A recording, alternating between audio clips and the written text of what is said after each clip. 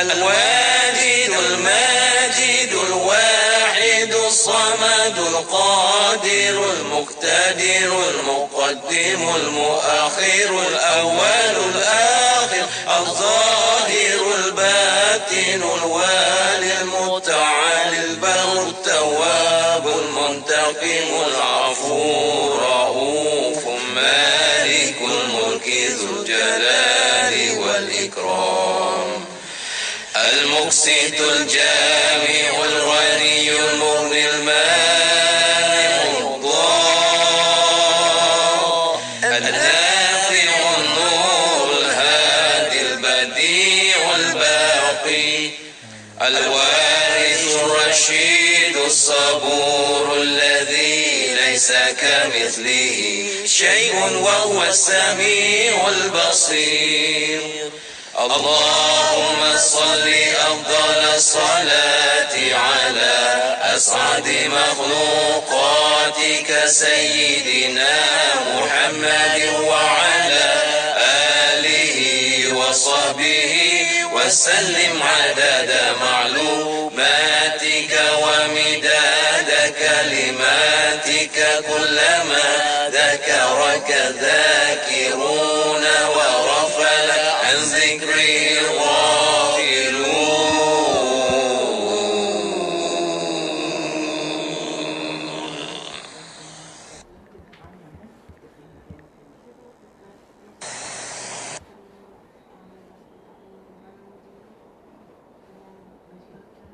إن الله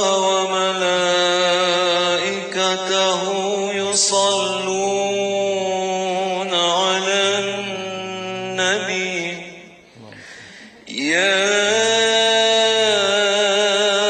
أيها الذين آمنوا صلوا عليه وسلموا تسليما اللهم صل وسلم وبارك عليه وعلى آله اللهم صل على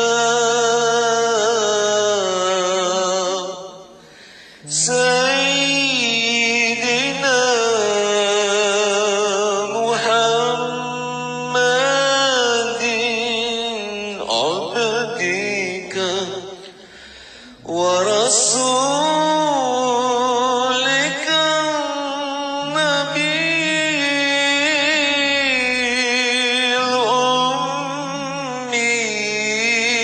الأمي وعلى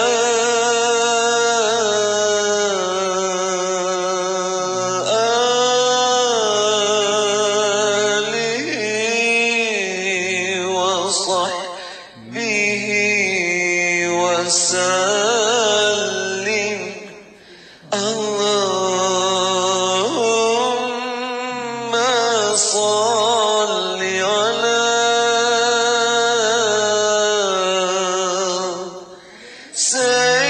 سيدنا محمد عبدك ورسولك النبي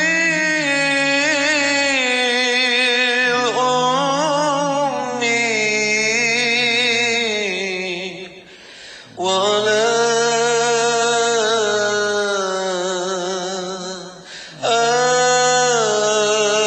آله وصحبه وسلم اللهم صل على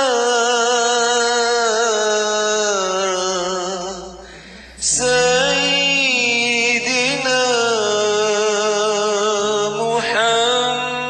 محمد عبدك ورسولك النبي الأمي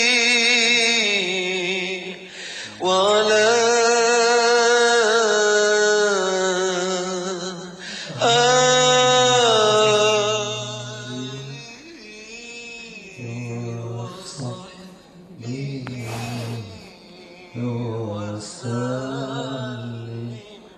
اللهم صل وسلم وبارك على سيدنا محمد وعلى آل سيدنا محمد اللهم صل على سيدنا محمد وعلى سيدنا محمد اللهم صل على سيدنا محمد وعلى سيدنا محمد السلام عليك يا رسول الله السلام عليك يا نبي الله السلام عليك يا حبيب الله السلام عليك يا سيد المرسلين السلام عليك يا إمام المتقين السلام عليك يا خاتم النبيين السلام عليك وعلى آلك الطاهرين السلام عليك وعلى أصحابك أجمعين السلام عليك ورحمة الله وبركاته الفاتحة أعوذ بالله من الشيطان الرجيم بسم الله الرحمن الرحيم الحمد لله رب العالمين الرحمن الرحيم مالك يوم الدين إياك نعبد وإياك نستعين اهدنا الصراط المستقيم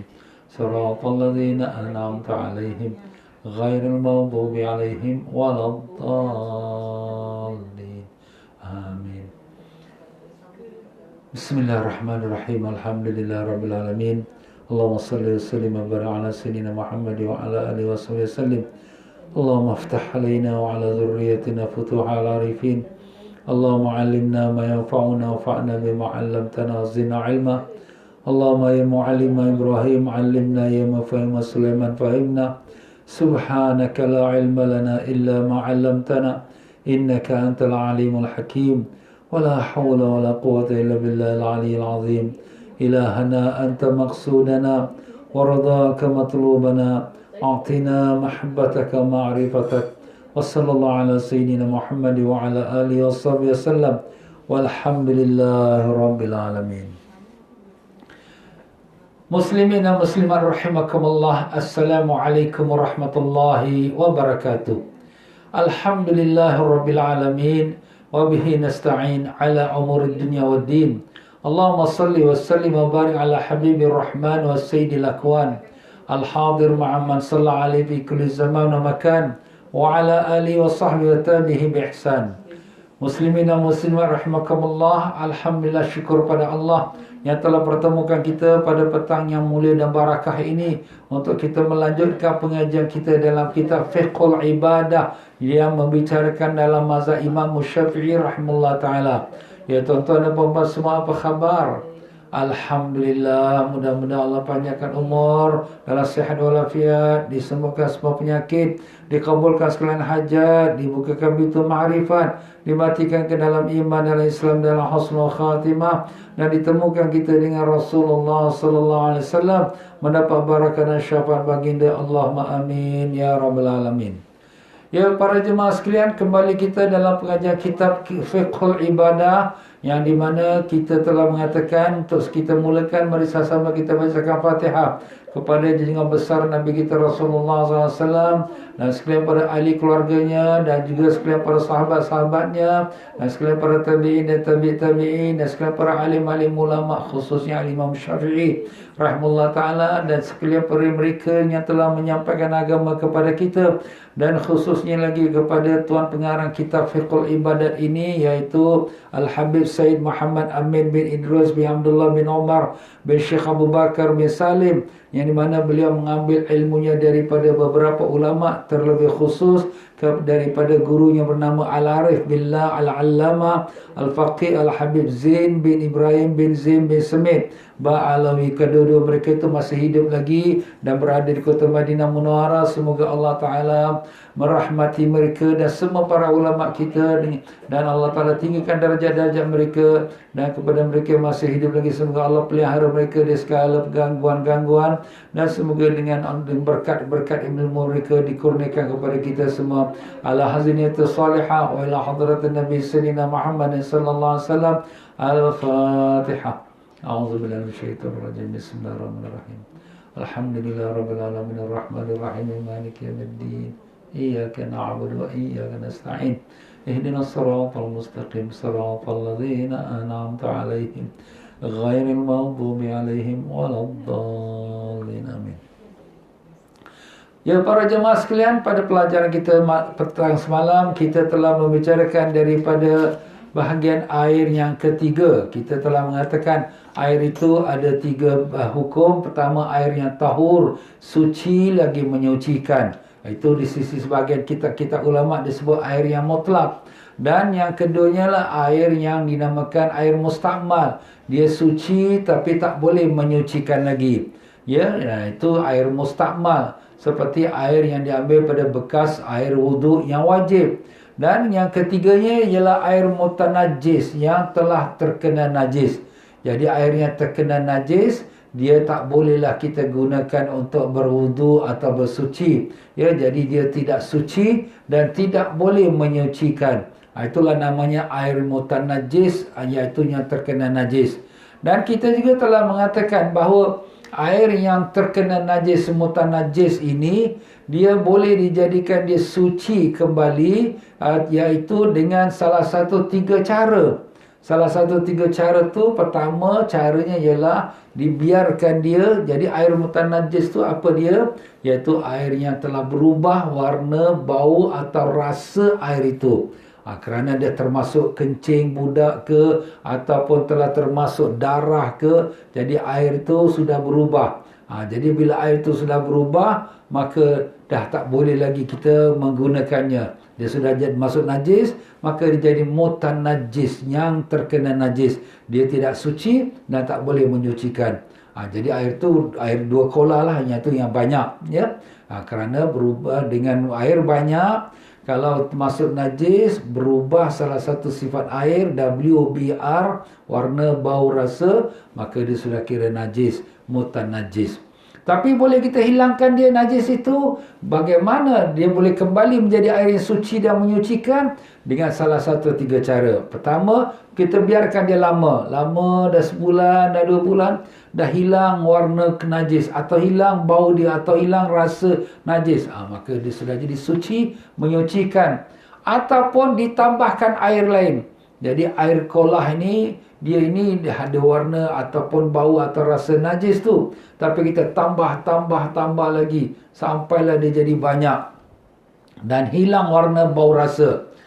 Jadi kalau dah jadi banyak, dah hilang warna, bau, rasa, dah jadi suci dan menyucikan. Dan itulah yang berlaku juga fatwa yang kita tahu di Singapura, iaitu Neo Water, ya, daripada air gombah, yang itu air yang kotor, kemudian dicampur dengan air yang bersih setelah diproses. Jadi sudah tak nampak lagi dia punya bau atau warna atau rasa najis, maka dengan itu dia sudah jadi suci, menyucikan.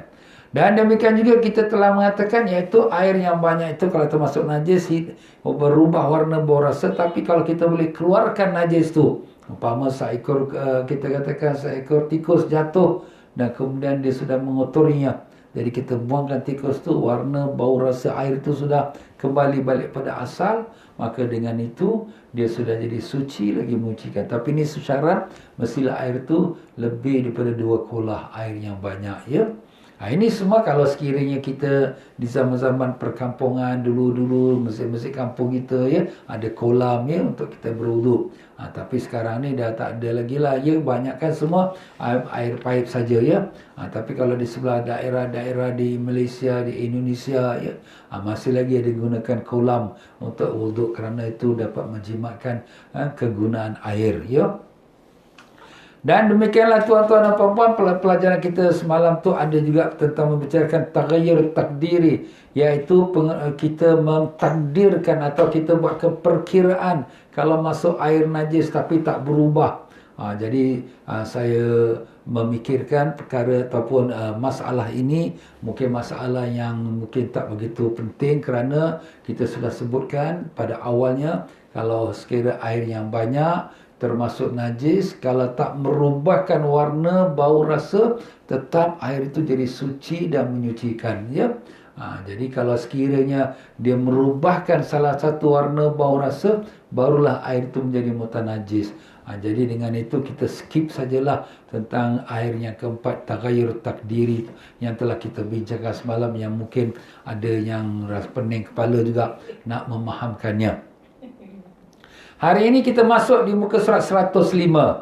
Di muka surat 105, pada tajuk yang bernama nombor 5, ya. Berkata Tuan Pengarang kita rahimahullah taala, wa nafa'anallahu bikum fid darani amin. Perubahan sifat air sebab tercampur sesuatu. Ini pun saya nak ringkaskan juga. Airnya suci lagi menyucikan, air bersih. Tiba-tiba termasuklah sesuatu. Sesuatu itu dia sudah, ya, kita katakan dia merubahkan sifat air, warna, bau, rasa. Maka air itu yang suci, dia sudah menjadi suci tapi tak menyucikan. Kerana sudah berubah warna, bau, rasa. Tapi dengan syarat kalau yang masuk itu yang suci, ya.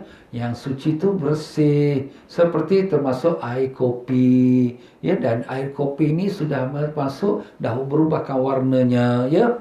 Ataupun air yang satu gelas cawan, air ini suci, bersih, suci, menyucikan, boleh buat uduk. Tapi tiba-tiba kita masukkan tea bag kita, masukkan dalam sini satu sachet tea, kemudian dah berubah dah warna dia. Dah jadi apa orang panggil? Air teh. Dah tak jadilah dia tu air yang suci lagi menyucikan. Tapi suci boleh minum, tapi dia tak menyucikan. Jadi itu kesimpulan ringkaskan daripada bab yang kelima tu, ya. Jadi saya tak mau nak peningkan kepala fikir pasal pembahasan ini. Ulama-ulama dia punya pembahasan satu persatu memang tersusun cantik dan indah. Cuma orang awam ni kadang-kadang kita ni tak terbiasa dengan pembahasan kitab-kitab ulama. Jadi kita agak rasa macam sulit faham. Jadi saya ringkaskan. Jadi kalau air yang suci lagi menyucikan, kalau sekiranya termasuk sesuatu yang bukan najis lah. Kalau najis masuk, dah jadi air najis. Tapi kalau dia masuk yang seperti kita kata air jus, air oren. Air oren ustaz boleh minum, sedap ni. Dah warna pun dah tukar oren dah. Umpamanya. Maka dia tak nama lagi air yang suci menyucikan, tapi dinamai air yang suci tapi tak menyucikan. Itulah namanya mustakmal. Dinamakan itu air mustakmal. Dia suci tapi tak menyucikan. Biasanya kita menggunakan perkataan mustakmal ini, biasa pada kitab-kitab yang lain, ialah air yang sudah pernah digunakan untuk wudu atau mandi hadas besar yang wajib. Itu yang biasa kita faham. Tetapi dalam kitab kita, ulama kita, ustaz kita, syekh kita, habib kita ini, dia menggunakan istilah mustakmal, air yang suci tapi tak menyucikan. Itu termasuklah juga air bekas wuduk yang wajib. Dia suci tapi tak menyucikan lagi, dah tak boleh pakai lagi. Dan termasuklah juga sekiranya air itu dicampurkan dengan sesuatu yang suci dan merubahkan sifat air. Masuk sesuatu yang suci dan merubahkan sifat air. Seperti kita kata masuk teh, masuk air jus, ya, dah berubah. Tapi suci tak? Boleh. Suci. Kenapa? Boleh minum. Dia minum suci. Tapi dia tak boleh menyucikan. Tak boleh kita nak buat wudu, tak boleh kita buat mandi hadas besar, tak boleh. Baiklah tuan-tuan, jadi kita terus berpindah kepada muka surat 106. Jadi muka surat 106 ini sebagai tambahan saja. Ya, jadi secara ringkasnya di sini syariat dengan kita kata ilmu kedoktoran. Ada kalanya ilmu syariat dengan ilmu kedoktoran ada persamaan dan ada kalanya ada perbezaan. Jadi seperti disebutkan di sini, yang pertama antara sunnah menurut syariat ialah kita dianjurkan menuntut ilmu. Ya, kita berbuka puasa. Berbuka puasa dengan makan buah kurma. Ini segi kedoktoran pun memang dianjurkan makan manis-manis untuk berikan kita energi. Ya, itu dari segi syariat dengan ilmu kedoktoran sama-sama. Sama-sama setuju. Dan ada kala makruh. Makruh tu dari segi syariat dan dari segi kedoktoran pun perkara yang tak disukai. Seperti minum cara berdiri. Di sini Tuan Pengarang kita meletakkan minum cara berdiri adalah makruh, ya. Tetapi ini masalah ni ada perbezaan pendapat juga. Ada juga ulama yang mengatakan bahawa minum berdiri tidak makruh kerana Nabi kita sallallahu alaihi wasallam pun ada kala minum berdiri. Itu disebutkan juga oleh Imam Tirmizi di dalam kitab Syama'il Muhammadiyah, kitab yang membicarakan perihal pribadi Nabi sallallahu alaihi wasallam. Tapi di sini disebutkan minum berdiri itu makruh. Bersesuaian dengan juga pendapat para doktor, jadi tak bagus cara minum berdiri. Allah alam ilmu kedoktoran itu betul ke tidak, Allah alam. Atau menggunakan air musyammas. Air musyammas iaitu air yang dipanasi matahari. Kita dah sebutkan mengambil wuduk dengan air yang dipanasi matahari makruh hukumnya. Tapi ada 9 syarat yang telah kita sebutkan dalam kitab kita yang awal, beberapa muka surat yang lebih awal, ya. Dan demikian juga makruh menurut, jadi tak disukai oleh pihak ilmu kedoktoran dan juga daripada segi syariat mengambil wuduk air yang bekas panas matahari kerana boleh membawa penyakit sopak, penyakit belang. Dan makruh menurut syariat tetapi dan sangat dianjurkan menurut ilmu kedoktoran. Seperti ilmu doktor kata bagus, tapi ilmu syariat kata tak bagus. Apa dia? Tidur antara waktu maghrib dan isyak. Antara maghrib dan isyak, kalau di sisi syariat tak bagus. Kenapa? Belum solat isyak lagi, tunggu. Makruh tidur sebelum solat isyak. Tapi ilmu kedoktoran kata tidur awal bagus, umpamanya lah. Ya, sebab ilmu kedoktoran tak sangkut dengan hukum agama, ya. Dia adalah hanya sekadar ilmu kesihatan saja. Allahu alam apakah benar ilmu kedoktoran kata demikian. Dan sunat pula menurut syariat tetapi tidak dianjurkan oleh ilmu kedoktoran seperti qiyamul lail. Qiyamul lail kita bangun malam. Bangun malam mana kita tidur dah kurang. Dari segi syariat dianjurkan bagus bangun malam. Tetapi di segi ilmu kedoktoran itu kurang baiklah, nanti kurang tidur, nanti tak sihat. Kita kena tidur cukup 8 jam. Jadi kan 8 jam mana boleh sembahyang tahajud. Jadi kalau nak sembahyang tahajud pun lambat-lambat sikit. Tapi di segi syariat bagus awal-awal bangun tahajud. 1 jam, 1 jam setengah, 2 jam sebelum subuh. Kita bangun solat tahajud. Itu yang baiknya. Baiklah, kita tinggal alhamdulillah selesai kita daripada bab air dan masuk kita pada bab yang berikutnya, babu alamatil bulugh. Dari segi bahasa Arab ni maknanya bab tanda baligh. Alamat tu makna alamat lah, tanda. Al-bulugh iaitu baligh. Tu muka surat 108. Bab yang ketiga, baligh, kedewasaan. Hukum syariat bagi orang yang mukallaf. Berkata tuan pengarang kita, hukum syariat selalu berhubungan dengan seseorang yang mukallaf.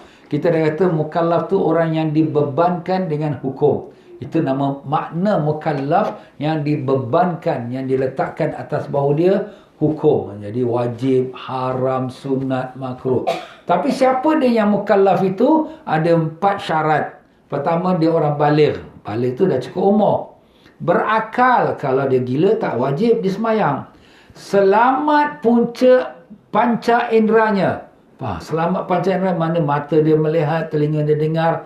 Kalau mata dia buta, telinga dia tuli, macam mana dia nak belajar agama? Dia tak tahu pun. Jadi selamat panca inderanya. Dan dakwah agama Islam telah sampai ke daerah tempat tinggalnya. Jadi dah sampai dah dakwah Islam. Kalau dakwah Islam tak sampai, dia duduk di tengah hutan, di atas bukit, tempat jauh pada orang, orang pun tak sampai pada dia, dia pun tak tahu apa tu Islam, tak pernah dengar pun. Jadi di sini dia belum jadi mukallaf lagi. Tapi di sini ada pembahasan ulama yang lain lah dalam masalah ini. Jadi kalau sekiranya cukup 4 syarat ini, dia sudah baligh, dah berakal, dah selamat panca inderah dia, dan kemudian telah sampai dakwah Islam pada dia, maka dia sudah namanya mukallaf. Maka bila dia mukallaf, wajib baginya untuk melakukan segala perintah Allah Ta'ala dan menjauhi seluruh larangan Allah, seperti kewajipan salat, zakat, puasa, haji dan lain sebagainya.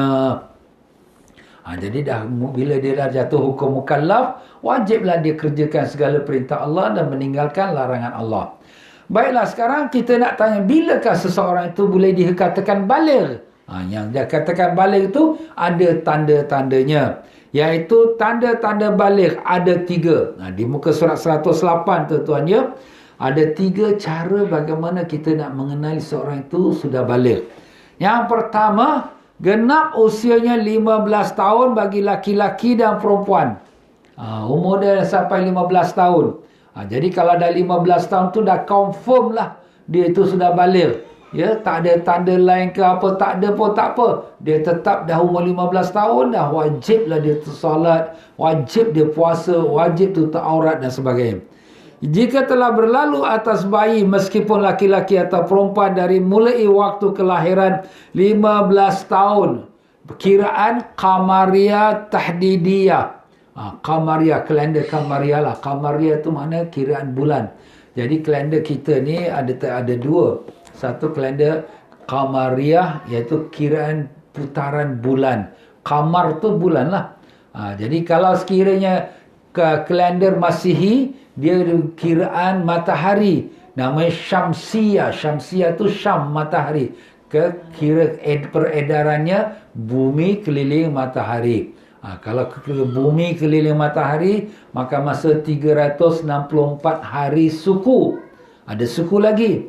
Tapi kalau sekiranya bulan mengelilingi bumi, dia makan masa ada kala 29 hari, 29 hari, ada kala 30 hari. Tapi kalau dia round, dia complete round, bulan keliling bumi, dia memakan masa 355 hari suku. Ada suku lagi. Tu dia tuan-tuan. Jadi beza kalender Islam dengan kalender Masihi 10 hari kurang kalender Islam.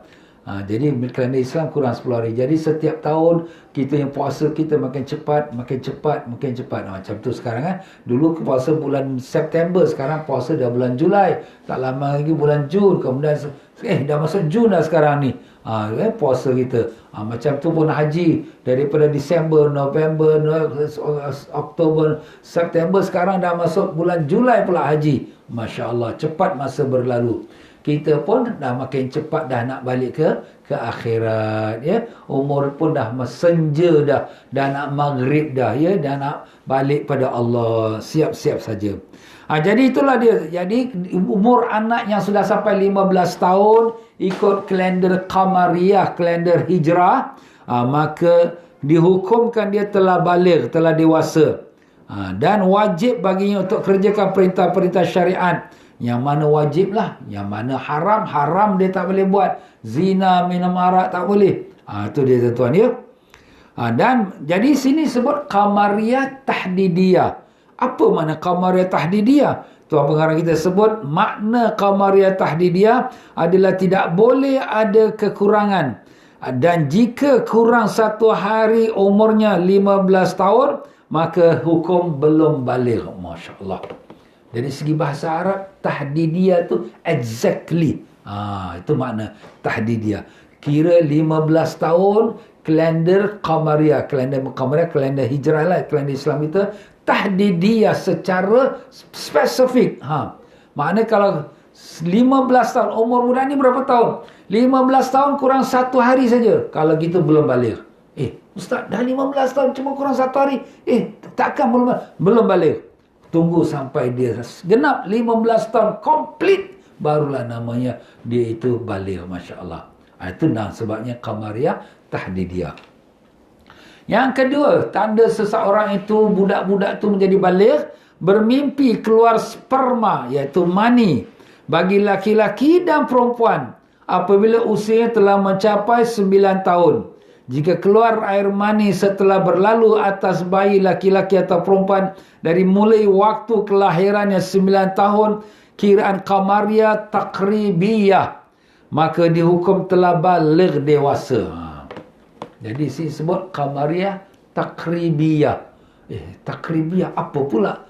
Takrib tu makna dekat-dekat. Itu beza dengan Tahdidiyah. Di sini muka surat yang 109 disebutkan. Di perenggan yang kedua bawah sikit tu, makna Qamariyah Takribiyah adalah jika kurang 1 atau 2 hari dari usianya 9 tahun, maka anak tersebut tetap hukum baligh. Kalau kurang 1-2 hari, tutup mata. Dia dah baligh lah tu. Tapi kalau kurangnya 3 hari atau lebih, 3 atau 4 hari, dia umur berapa ni? Dia dah mimpi dia keluar air mani, tapi umur dia berapa ni? Umur dia 9 tahun Ustaz. 9 tahun betul-betul. Tak ada kurang 3 hari. Dia belum baligh. Nampak? Kurang 3 hari pun tak boleh kira baligh. Tak boleh. Dia kenalah Qamariyah Takribiyah. Kalau kurang 2 hari, okey, acceptable. Boleh terima. Kurang 1 hari, okey, no problem. Tetapi kalau kurang 3 hari atau lebih, ini tak boleh. Dia kena mesti sampai kepada kurang 1 atau 2 hari, umurnya 9 tahun. Jadi anak-anak lelaki atau perempuan yang bermimpi keluar air mani, bukan mimpi kena kejar hantu, tidak. Mimpi keluar mani. Macam mana ustaz mimpi keluar? Maknanya dia mimpi bidadari ke mimpi suami dia, padahal belum kahwin lagi budak perempuan ni. Tapi ialah takdirnya dia mimpi keluar mani dia. Maka di umurnya dah 9 tahun, dah cukup 9 tahun. Maka itulah dia sudah balik. Dah balik tu maknanya dah wajib lah sembahyang. Kemudian saya tinggalkanlah perbezaan pendapat ulama-ulama ni, jadi saya tak nak kelirukan para jemaah. Jadi kalau nak bacalah ya, itu tak ada masalah. Yang ketiga, keluar darah haid bagi perempuan jika usianya telah mencapai 9 tahun. Jadi budak perempuan ini umur 9 tahun ni, dia salah satu, kalau sudah berlaku dia sudah kira balik. Pertama dia keluar air mani, keduanya atau dia keluar darah haid. Kalau umur dah 9 tahun lah, kalau keluar darah haid dia sudah kira sebagai baligh. Kalau anak lelaki satu saya, kalau umur 9 tahun dia sudah keluar air mani, maknanya dia sudah. Itu paling minimum. Umur yang paling rendah untuk dia dikira hukum baligh, kalaulah dia sekiranya keluar air mani pada umur 9 tahun. Paling minimum. Tapi kalau dia tak keluar air mani, budak-budak dia tak keluar mani umur 9 tahun, 10 tahun, 11 tahun, sampailah umur 15 tahun, confirm dia sudah baligh. Tak kira lagi tanda, tak ada tanda dah. Umur dia 15 tahun itu, dah kira baligh lah dia tu. Itulah dia tuan-tuan ya. Adapun anak perempuan, jika keluar darah haid setelah berlalu atas bayi perempuan dari mulai waktu kelahiran 9 tahun qamariyah takribiyah, yang kita sebut tadilah takribiyah ya, maka dihukumkan telah baligh kalau keluar darah haidnya ya. Jadi makna qamariyah takribiyah adalah jika umurnya 9 tahun kurang dari 16 hari. Jadi ini kenapa ada kurang 16 hari ni? Jadi itu kita skip saja. Jadi kalau umurnya tu betul-betul 9 tahun ya, tetapi dia keluar darah. Keluar darah haid ini paling kurang minimum 1 hari penuh. 1 hari penuh. Itu paling minimum. Jadi kalau kurang pada 1 hari itu dia belum dikira sebagai haid lagi. Itu nanti kita akan sampai pada bab haid, kita akan bicara panjang. Jadi sebagai panduan anak perempuan kalau umurnya 9 tahun atau lebih datang darah haid, maka dia sudah kira baligh. Wajiblah dia tutup aurat, wajib sembahyang, wajib puasa, wajib menjauhkan diri pada segala maksiat. Baiklah, jadi kita dah kenal cara baligh itu ada 3 cara. Pertama ialah bila sampai umur 15 tahun, lelaki atau perempuan. Keduanya bila umur 9 tahun datang ya, maaf kata dia keluar air mani. Baik lelaki atau perempuan. Dan kalau anak perempuan umur 9 tahun dia datang darah haid atau keluar darah haid, maka itu sudah kira sebagai baligh ya. Untuk anak lelaki dua sajalah dia punya cara kenal baligh, umur 15 tahun ataupun keluar air mani. Anak perempuan ada 3 cara, iaitu umur 15 tahun atau keluar air mani umur 9 tahun ataupun keluar darah haid umur 9 tahun. 9 tahun tu semua kira kalender hijrah qamariyah ya, yang telah kita sebut tadi. Kita pergi kepada muka surat 112. Faedah tingkatan seseorang dari segi umur. Ini faedah ni bagus ya. Faedah ini nak memberitahu dari segi istilah bahasa. Bahasa Arab, kalau anak perempuan, anak dalam perut namanya janin. Kalau anak tu dah keluar namanya bayi atau tifl, sabi.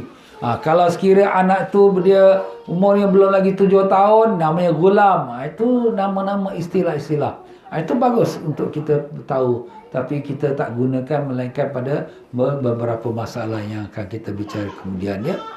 Baik, kita berpindah kepada muka surat 113. Muka surat 113, faedah yang ke-6.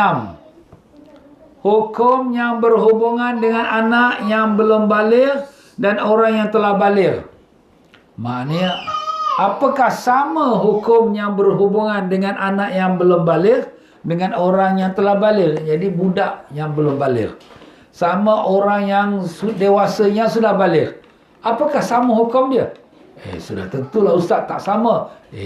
Bukan semua tak sama. Ada yang sama, ada yang tak sama.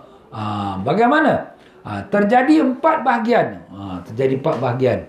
Pertama, tidak sama. Budak belum balik dengan orang dewasa. Tak sama. Tak sama dari segi apa? Daripada segi masalah antaranya perkara yang wajib solat. Wajib solat. Orang siapa yang wajib? Yang dah balik lah. Budak tak wajib. Kedua, segi haram. Haram zina, haram minum arak, haram judi. Siapa? Yang sudah balik. Yang budak, dia buat perkara tu tapi dia tak tahu. Dia budak, dia belum balik. Tak berdosa. Jadi macam itulah tuan-tuan ya. Jadi tak sama dari satu aspek hukum wajib dan haram. Dan sama pula, yang kedua sama pula hukumnya untuk orang yang dah balik sama budak yang belum balik lagi. Apa pula sama ni? Sama pada kewajipan mengeluarkan zakat harta yang dimilikinya. Budak ini bapa dia meninggal, dia pun mendapat harta warisan bapa dia adalah $10,000. Jadi $10,000 dah cukup 1 tahun, cukup haul. Cukup 1 tahun, maka dengan itu maka wajib dikeluarkan. Habis ustaz, budak ni mana dia tahu nak keluarkan?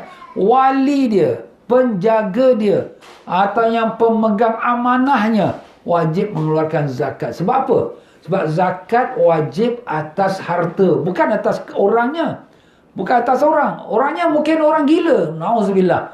Atau mungkin budak yang belum balik.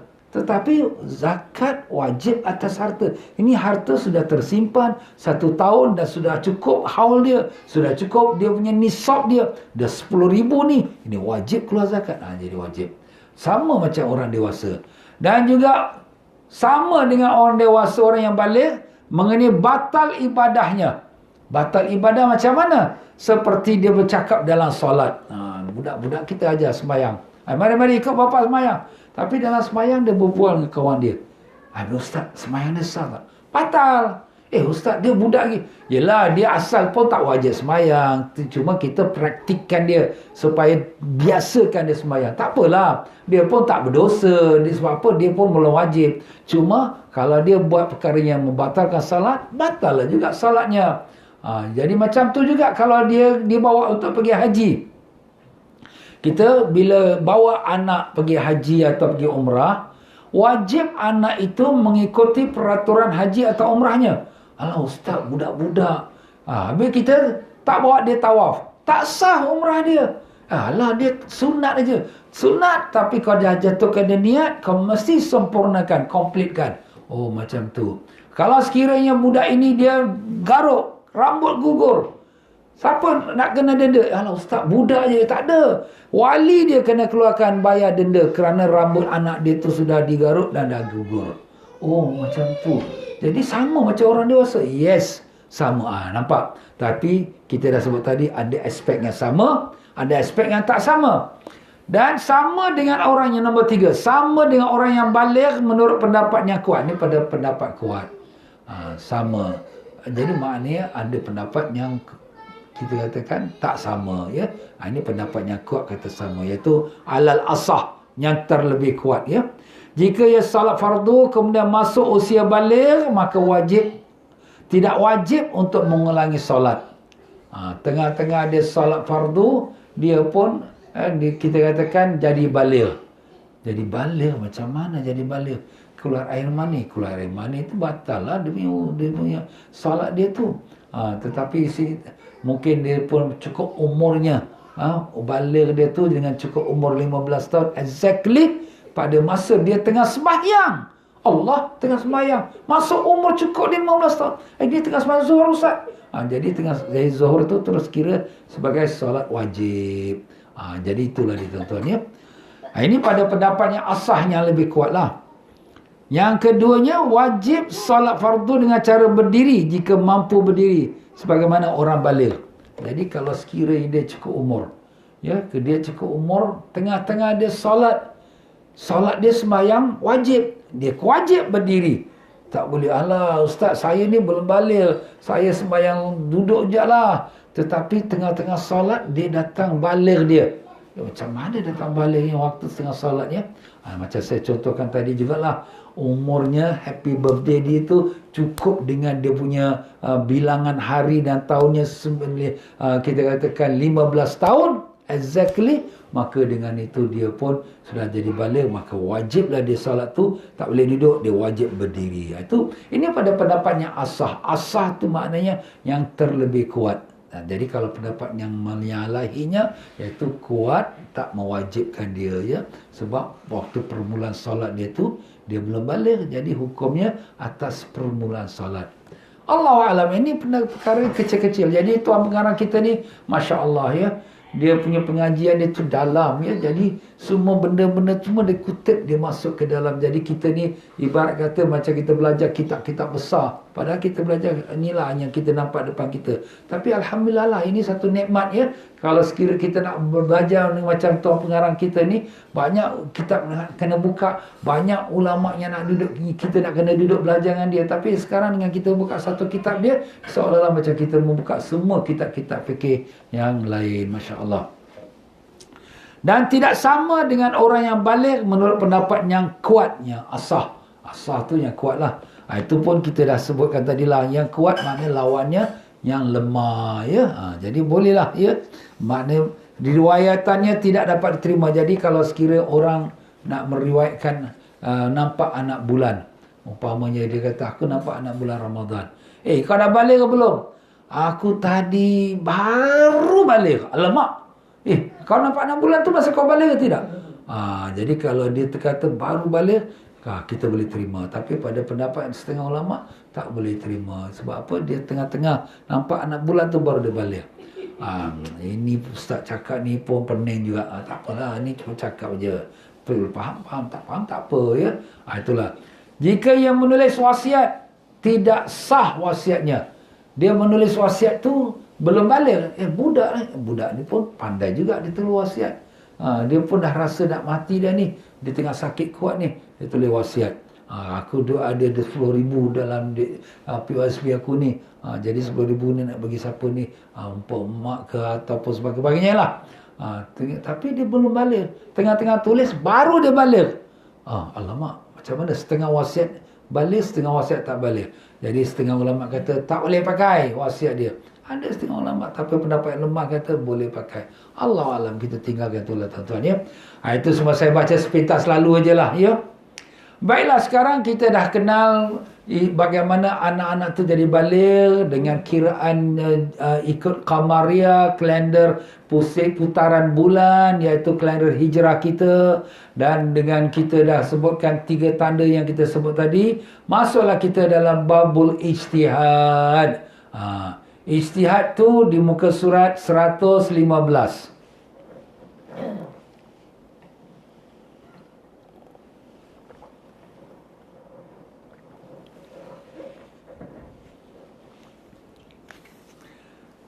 Bab yang keempat, ijtihad. Definisi ijtihad. Ijtihad menurut bahasa adalah berusaha. Itu dari segi bahasa, berusaha. Menurut istilah ilmu usul fikih, bazlul majhudi fi tahsilil maqsud, mengeluarkan seluruh kemampuan untuk mendapatkan hasil yang diinginkan. Itu dari segi syariat lah, apa makna ijtihad ya.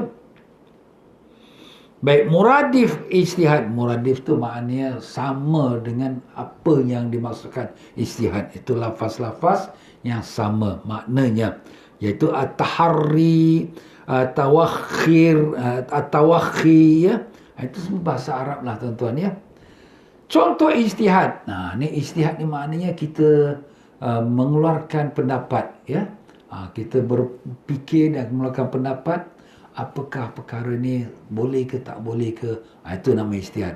Contoh ijtihad, jika seseorang memiliki 2 bejana air suci dan mutanajis, atau baju yang suci dan baju yang mutanajis. Kita dah sebutkan mutanajis yang terkena najis, yang suci, sucilah. Tetapi dia tidak mengetahui yang suci dan yang mutanajis. Tapi tak tahu mana satu. Sekarang nak solat, kita ada gantung baju kita, 2 helai baju.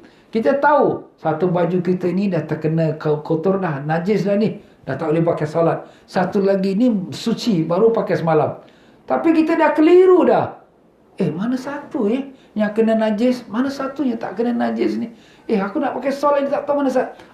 Itu dia cerita masalah nak ijtihad, nak buatkan dia punya hukum dia tu. Macam tu juga air. Kita ambil air, ada 2 baldi air, aku nak ambil wuduk ni. Tadi mak cakap ada 1 baldi dia dah terkena kencing budak tu. Mana satu ni? Nampak air sama saja. Tak ada perubah apa-apa. Tapi air sikit lah kan. Air 1 baldi tu kalau termasuk kencing atau najis, hukumnya tetap mutanajis. Mana air tu sudah jadi najis. Walaupun tak berubah warna bau rasa. Sebab kita dah kata airnya sikit, bila masuk najis, dia hukum mutanajis. Kalau air banyak masuk najis, dia tak dikira najis selagi tak berubah salah satu warna bau atau rasa. Nah, sekarang bila kita ada 2 baldi ni, salah satu ni najis. Tapi macam mana ni aku nak ambil wuduk yang mana satu? Nah, inilah timbul ijtihad. Maka dalam masalah ini dia harus berijtihad. Berijtihad untuk mengetahui yang suci dari 2 bejana air tersebut atau daripada 2 baju yang tersebut. Kena berijtihad, kena fikirkan, kena ambilkan clue, ada tanda-tanda tak yang boleh kita jadikan sebagai guideline kita. Inilah baju yang bersih, ini baju dah najis. Macam mana ni? Jadi tu. Hukum ijtihad. Hukum ijtihad terbagi pada 2 sebagai berikut. Boleh berijtihad dan tak boleh berijtihad. Jadi yang boleh tu, boleh berijtihad, tidak wajib dengan 4 syarat. Boleh berijtihad tapi tidak wajib. Boleh tu maknanya bolehlah, haruslah. Tapi tak wajiblah berijtihad. Dengan 4 syarat sebagai berikut. Syarat pertama, memiliki bejana air yang ketiga, yang diyakini kesuciannya. Apabila tidak memiliki bejana yang ketiga yang diyakini kesuciannya, maka wajib berijtihad kerana tidak diperbolehkan untuk bertayamum selama memiliki air untuk berwuduk. Nampak? Kalau dah ada 2 baldi air, yang satu najis, satu tidak. Macam mana Ustaz? Ada tak air yang lain? Ada 1 baldi lagi yang nombor 3. Wajib ambil air baldi nombor 3. Ini 2 air ni jangan pakai. Sebab kau masih ragu-ragu. Tapi kalau tak ada air yang ketiga, cuma 2 baldi ni, salah satu tu ada tak kena najis. Macam mana? Abai Ustaz, kita tayamum. Tak boleh tayamum selagi ada air. Ni ada air ni, bukan tak ada air. Kalau tak ada air, kau tayamum bolehlah. Jadi wajiblah dia berijtihad. Nampak? Berijtihad tu kena fikirlah. Ambil mana satu air. Umpamanya. Dan yang keduanya, syarat kedua, bejana air atau yang lain yang diragukan lebih dari 1. Lebih dari 1. Kalau satu saja baldi air yang ada air tu yang tahu dah kena najis. Tak apa ijtihad lah, dah tahulah ini najis. Tapi ini ada 2. Jadi 2 ni salah satu baldinya ada air najis.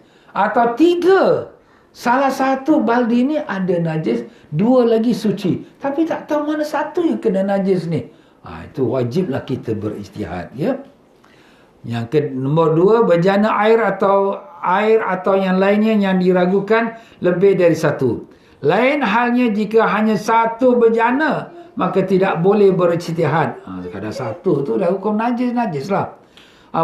Contoh, apabila hanya memiliki 1 bejana air, maka perincian hukumnya adalah jika yakin najis, maka tak boleh digunakan. Jika ragu apakah suci atau tidak, maka dikembalikan kepada hukum asal, yang itu suci oleh kerana tidak dihukumi mutanajis.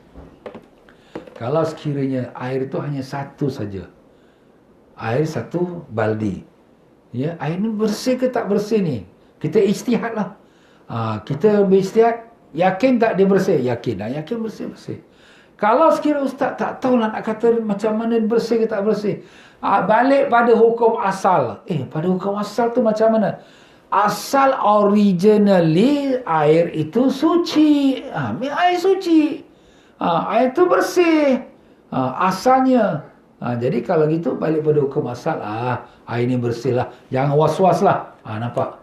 Tapi kalau sudah diberitahu orang air itu ada najis, ada kencing, budak tu tadi ada kencing tu, masuk kencing itu. Kalau dah betul orang bagi tahu tu confirm. Itu sudah kira sebagai najis, mutan najis dah. Tak boleh. Itu kalau satu bejana saja, satu baldi air saja. Kalau 2 baldi, itulah kita tadi kata, kalau 2 baldi wajib kita berijtihad. Wajib berijtihad tu mana kita kena fikirkan mana salah satu, dan kita buat hukum dan kita ambil untuk kita berwuduk.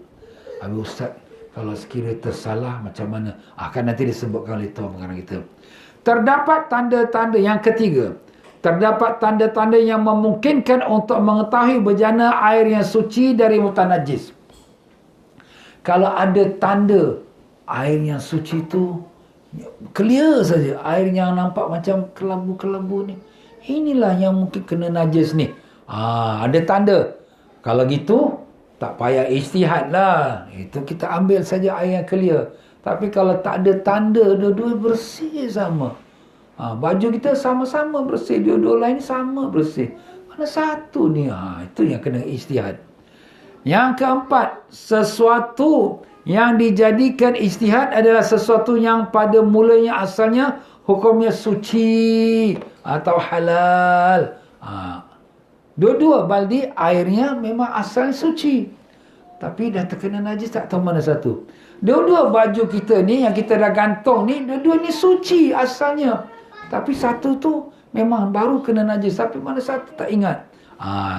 Jadi kalaulah sekira timbul masalah-masalah ini, apa nak buat? Tak dapat menjelaskan mana satu yang bersih antara 2 helai baju atau antara dua kita baldi air. Kalau tak tahu mana satu, wajiblah kita berijtihad. Berijtihad tu macam mana ustaz? Wajib berijtihad. Itulah kita masuk kepada bab yang berikutnya, muka surat 117, wajib berijtihad. Jadi wajib berijtihad tu, syarat wajib berijtihad ada 3. Tidak memiliki ketiga bejana yang diyakini.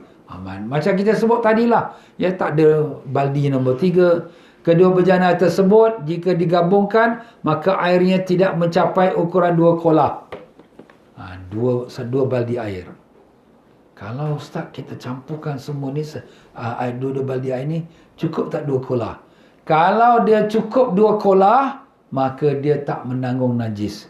Sebab warna, bau, rasa dia tak berubah. Tapi kalau sekiranya tak cukup, 2 baldi air ni tak banyak, sikit saja. Kalau dia campur pun dia tak banyak juga. Jadi tetap dia jadi najis juga. Habis macam mana? Itulah wajib berijtihad. Dan yang ketiga, waktu solat akan habis. Nak habis ni. Ini sembahyang Zuhur ni lagi 10 minit ni. Aku nak berwuduk ni. Ini mana satu baldi air ni aku nak ambil ni. Alamak, tak boleh tangguh lagi dah ni. Maka wajiblah berijtihad. Ya. Jadi bila wajib berijtihad tu, dia kena fikirkanlah. Jadi kalau sekira dia berijtihad, apakah masalah timbul?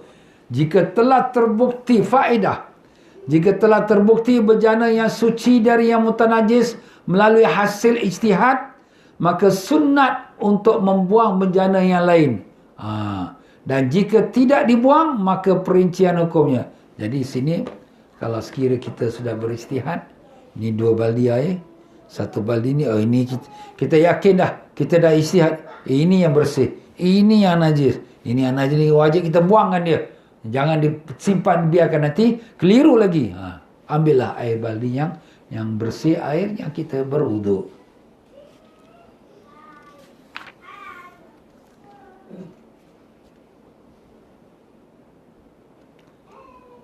Itu dia punya, kita katakan dia punya hukum dia lah.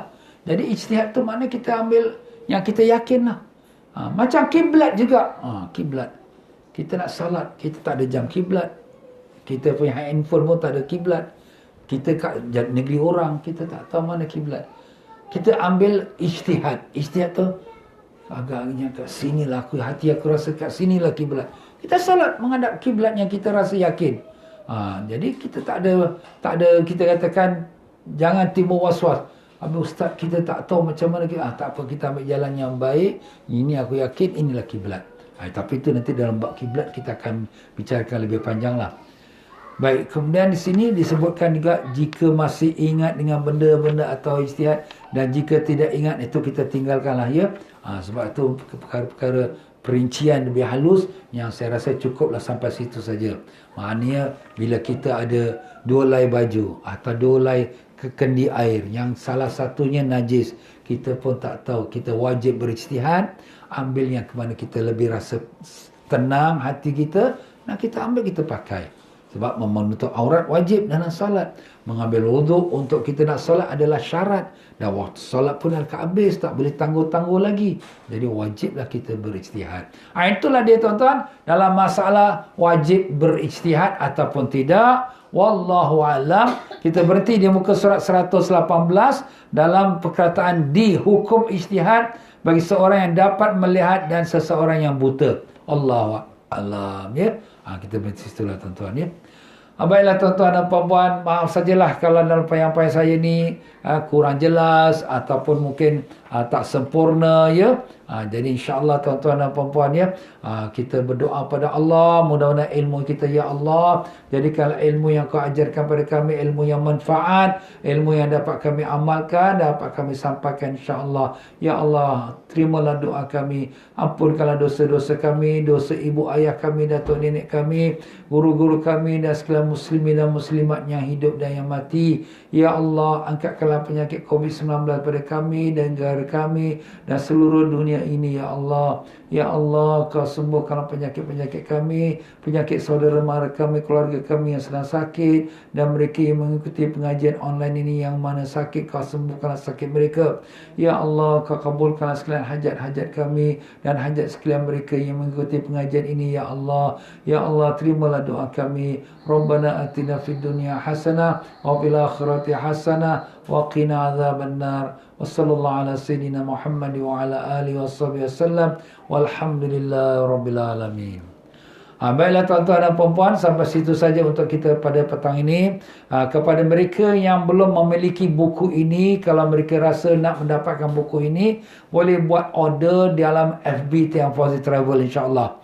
Ya tuan-tuan dan puan-puan rahimakumullah, ada juga saranan daripada kawan-kawan dalam FB ini dalam mengikuti pengajian ini untuk kita buatkan chat group supaya kita boleh hantarkan ataupun kita katakan message kalau ada sesuatu pembatalan kelas kita pengajian ataupun perubahan atau sesuatu message yang kita nak sampaikan yang penting, maka kalau sekiranya begitu, kalau mereka yang ingin bersama-sama, bolehlah hantarkan handphonenya ataupun masukkan dalam Telegram ya. Telegram, kita akan gunakan Telegram kerana dia akan lebih boleh menampung lebih ramai orang ya. Jadi insya-Allah boleh hantar pada pihak admin ya, nombor telefon dan serta nak masukkan, kita kena masukkan kita punya application untuk dalam app Telegram. Jadi dengan itu memudahkan untuk pihak admin untuk nak menguruskan, untuk jadikan dia satu chat group untuk kita mudah memberitahu kepada para pelajar apa-apa perubahan atau ada apa-apa message. Dan saya ucapkan terima kasih kepada mereka yang telah berderma untuk Majlis Maulidin Nabi SAW. Dan Majlis Maulidin Nabi pada bulan-bulan ini akan berterusan insya-Allah. Tengoklah Majlis Maulid yang telah saya letakkan jadualnya di dalam FB saya insya-Allah. Dan pada hari Ahad ini yang akan datang akan diadakan Majlis Maulidin Nabi SAW di Masjid Bencoolen di Singapura, di pusat bandar Singapura. Tetapi semua online tuan-tuan ya, melalui FB Tiang Fauzi Travel. InsyaAllah tuan-tuan dan puan-puan yang ingin mengikuti Majlis Maulidin Rasul, bolehlah siap sedia pada hari Ahad ini jam 11 pagi insyaAllah. Jadi itulah tuan-tuan dan puan-puan, saya ucapkan terima kasih juga mereka yang berderma untuk madrasah dan juga fakir miskin. Kami sedang membangunkan 3 buah madrasah di Cambodia, di perkampungan fakir miskin, dan mereka sangat-sangat dhaif tuan-tuan ya. Jadi siapa yang derma nak buat wakaf ataupun derma kepada fakir miskin, di sana pun banyak fakir miskin, kami ucapkan terima kasih banyak-banyak, jazakallah khair.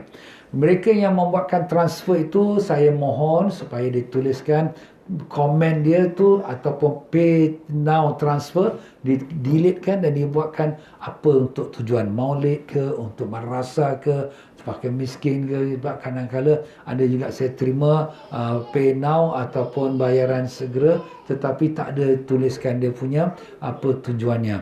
Nah, kalau sekiranya tuan-tuan ada dah buat macam tu tapi tak tulis apa-apa, please boleh hantarkan kepada nombor handphone saya, iaitu dengan snapshot apa yang telah dia transfer beserta dengan disebutkan ini tujuannya untuk maulid, untuk madrasah atau sebagainya.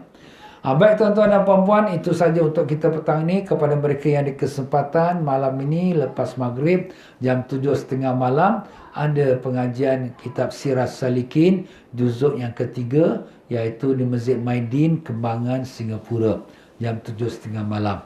Dan insyaAllah jam 9 malam lepas Isyak di Masjid Kasim, Changi, iaitu pengajian kitab Kurnia Rabbani, Limpahan Rahmani, kitab Syekh Abdul Qadir Al-Jailani Qaddasallahu Sirrul Aziz jam 9 malam. Siapa ada kesempatan silakan. Baiklah tuan-tuan, dengan itu saya akhiri dengan kita baca Sayyidul Istighfar. Bismillahirrahmanirrahim. Allahumma anta rabbi la ilaha illa anta khalaqtani wa ana 'abduka wa ana 'ala ahdika wa wa'dika mastata'tu. A'udzu bika min syarri ma sana'tu. Abu'u laka bi ni'matika 'alayya wa abu'u bi dhanbi faghfir li fa innahu la yaghfiru dhunuba illa anta. Allahumma anta rabbi la ilaha illa anta alayka tawakkaltu wa anta rabbul arshil azim. Ma syaa Allahu kan wa ma lam yasha lam yakun. La hawla wa la quwwata illa billahil aliyyil azim. أعلم أن الله على كل شيء قدير وأن الله قد حاط بكل شيء علما. اللهم إني أعوذ بك من شر نفسي ومن شر كل دابة أنت آخذ بناصيتها إن ربي على صراط مستقيم. Mari kita baca selawat. Inna Allah wa malaikatahu yusalluna 'alan nabi. Ya ayyuhalladzina amanu sallu alaihi wa sallimu taslima. Allahumma salli ala sayyidina Muhammadin nabiyil ummiyil habib ala aliyil qadar al-azimil jah wa ala alihi wa sahbihi wa sallim. Allahumma salli ala sayyidina Muhammadin nabiyil ummiyil habib ala aliyil qadar al-azimil jah wa ala alihi wa sahbihi wa sallim. Allahumma salli ala sayyidina Muhammadin nabiyil ummiyil habib ala aliyil qadar azimil jah wa ala alihi wa sahbihi wa sallim. Allahumma salli ala sayyidina Muhammadin nabiyil ummiyil habib ala aliyil qadar azimil jah wa ala alihi wa sahbihi wa sallim. Allahumma salli ala sayyidina Muhammadin nabiyil ummiyil habib ala aliyil qadar azimil jah wa ala alihi wa sahbihi wa sallim.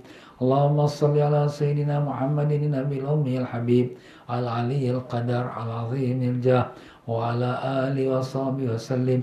Allahumma salli ala sayyidina Muhammadin nabiyil ummiyil habib al-aliyyil qadar al-azimil jah wa ala alihi wa sahbihi wa sallim.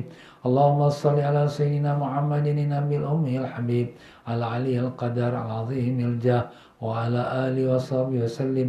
Allahumma salli ala sayyidina Muhammadin nabiyil ummiyil habib al-aliyyil qadar al-azimil jah wa ala alihi wa sahbihi wa sallim. Sekian saja, wabillahi taufiq wal hidayah. Wassalamualaikum warahmatullahi wabarakatuh.